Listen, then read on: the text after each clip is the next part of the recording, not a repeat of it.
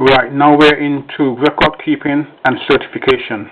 Now remember, you're the person who has to write out this certificate once you've completed the installation, okay? Or the qualified electrician.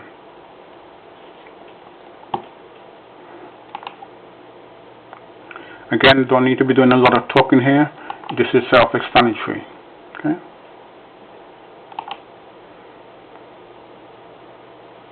Now remember to comply with the current regulations as it stands in regards to BS 7671. You need to comply with this in regards to 2019 edition, okay?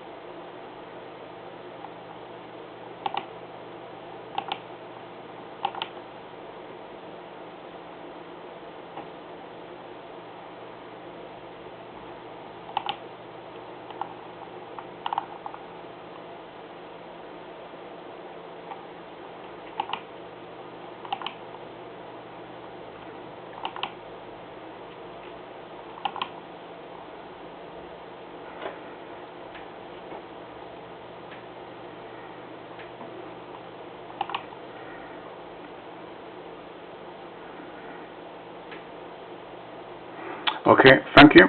Hope you find this useful. Bye-bye.